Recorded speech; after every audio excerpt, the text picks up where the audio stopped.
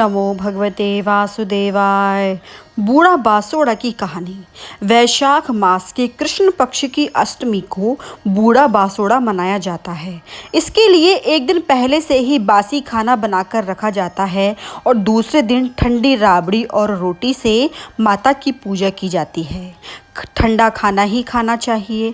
अगर किसी भी कारण से आप चैत्र मास वाले बासोड़े को नहीं पूजा कर पाए, इस बूढ़े बासोड़े पर आप कंडवारा भी भर सकते हैं और माता रानी के लिए सभी सामग्री बनाकर पूजा कर सकते हैं। तो बासोड़े की कहानी इस प्रकार है। 5 पत्थर लेकर पथवारी माता की पूजा करें और कहानी सुने। बूढ़े बासोड़े की कथा इस प्रकार है। एक गांव में एक कुम्हार रहता था। वो हमेशा दोनों बासोड़े मनाता था। शीतला माता की पूजा भी किया करता था। एक दिन पहले ही रोटी और राबड़ी बनाकर ठंडी रोटी और राबड़ी से अगले दिन शीतला माता की पूजा किया करता था। सभी घर वाले ठंडी रोटी और राबड़ी ही खाते थे। उसकी नगरी में कोई भी शीतला माता की ना तो पूजा अर्चना करता था और ना ही ठंडी बासी खाना खाते थे। एक दिन शीतला माता ने सोचा कि कोई भी मेरा त्योहार नहीं मनाता है, ना ही कोई मेरी पूजा करता है। तो शीतला माता ने एक बुढ़िया माई का वेश धारण किया और उस नगरी में गई। सबको देखा, सभी के घरों में गर्म खाना बन रहा था। सभी के घरों में चूल्हे जल रहे थे। शीतला माता ने पूरे गांव में एक चक्कर लगाया और गांव के बाहर बने हुए कुम्हार के घर पर गई। कुम्हारी से पूछा कि तुम क्या कर रही हो? तो उसने कहा कि मैं आराम कर रही हूँ। तो शीतला माता ने पूछा कि खाना नहीं बनाया? तो कुम्हारी ने कहा कि आज बासोड़ा है, खाना तो मैंने कल ही बना लिया था और इसीलिए हम लोग बासी खाना खाते हैं। अगर आपको भूख लगी है तो मैं आपके लिए रोटी राबड़ी ले आऊं? तो शीतला माता ने कहा कि भूख तो बहुत जोर से लग रही है, चलो मैं खाना खा लेती हूँ, ला दो मेरे लिए। शीतला माता ने ठंडी रोटी और राबड़ी खाई और बहुत खुश हो गई। बोली मेरे को नींद आ रही है। तो कुम्हारी ने बोला कि सो जाओ। जब शीतला माता सोकर उठी तो बोली कि मेरे सिर में खुजली हो रही है, जरा मेरे सिर में जुआं देख दो। तो शीतला माता पीठ मोड़ के बैठ गई। सामने दोनों आंखों से अग्नि निकली जो पूरे गांव में आग लग गई। एक आंख पीछे भी थी। कुम्हारी जब उसके सिर में देख रही थी तो कुम्हारी को शीतला माता की तीसरी आंख दिखी तो वो डर गई। उसने पूछा कि तुम कौन हो? शीतला माता ने कहा कि डरो नहीं, मैं शीतला हूँ, तुम्हारा कुछ नहीं बिगाड़ूंगी। तुम तो मेरी पूजा करती हो और ठंडा खाना खाती हो, बासी खाना खाती हो। और उधर पूरे गाँव में आग लग गई। सारे गाँव वाले बाहर आ गए, सबके घर जल गए। सभी ने कुम्हारी से कहा कि तुमने ऐसा क्या टोना टमका किया है कि तुम्हारा घर तो बच गया और हम सबके घर तो जल गए।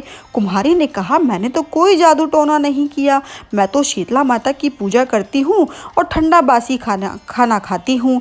ठंडे बासी खाने से ही पूजा करती हूँ। आप लोग शीतला माता की पूजा नहीं करते। मैं चैत्र और वैशाख दोनों महीने की कृष्ण अष्टमी को शीतला माता की पूजा अर्चना करती हूँ। तो सभी गाँव वालों ने कहा कि अब हम भी करेंगे। तो कुम्हारी ने कहा कि पेड़ के नीचे शीतला माता बैठी है, उन्हीं से जाकर माफ़ी मांगो, क्षमा मांगो। वहाँ पर गांव वालों ने देखा कि शीतला माता एक बुढ़िया माई का वेश धारण करके पेड़ के नीचे बैठी है। सभी ने शीतला माता से क्षमा मांगी और कहा कि हे शीतला माता, आगे से हम भी बासोड़े पर आपकी पूजा करेंगे, ठंडा बासी खाना बनाएंगे और ठंडा बासी खाने से ही आपकी पूजा करेंगे और वही खाएंगे। इस तरह शीतला माता ने सबके घर पहले जैसे ही बना दिए। पहले जैसा ही पूरा गाँव बस गया। सारी नगरी में हेला फिरवा दिया कि सब कोई चैत्र और वैशाख मास के कृष्ण पक्ष की अष्टमी को शीतला माता की पूजा करें। एक दिन पहले ही रोटी और राबड़ी बनाकर अवश्य रखें। अगर आप अधिक कुछ ना कर सकें तो रोटी और राबड़ी तो अवश्य बनाएं। हे शीतला माता, जैसे कुम्हारी के घर की रक्षा की और पूरे गांव को वापस बसाया, सबकी रक्षा की, वैसे ही कहानी कहने सुनने वाले और हुंकारा भरने वाले सबकी रक्षा करना। बोलो शीतला माता की जय। तपसी लपसी की कथा। उठ तपसी, बैठ तपसी, तुझे तेरी कथा कहानी का फल मिले, हमको हमारी कथा कहानी का फल मिले। पथवारी माता की कथा। पथवारी माता पथ की रानी, भूला ने भार बिछवा ने मेला। विनायक जी की कहानी। एक बार गणेश जी वेश बदलकर एक चम्मच में दूध और अपनी मुट्ठी में कुछ चावल लेकर घूम रहे थे। हर घर जाकर कह रहे थे, कोई माई खीर बना दो, कोई माई खीर बना दो। सभी ने उन्हें मना कर दिया कि इतने से खीर नहीं बनेगी। अंत में वो एक बुढ़िया के घर पर पहुँचे और बोले, हे बुढ़िया माई, मेरे लिए खीर बना दो। बुढ़िया माई हंसने लगी और बोली, पगले, इतने से खीर कैसे बनेगी? चल फिर भी मैं तेरी खीर बना देती हूँ। वो छोटा सा बर्तन लेकर आई तो गणेश जी महाराज बोले, कोई बड़ा बर्तन चढ़ाकर ये खीर बनाओ, मैं गांव में बुलावा देकर आता हूँ। बुढ़िया माई ने सोचा, ये तो बावला है, लेकिन उसका कहा कर देती हूँ। उसने बड़े बर्तन में खीर बनाने के लिए चढ़ा दी। उधर गणेश जी कहकर चले गए। थोड़ी देर में खीर से पूरा बर्तन भर गया।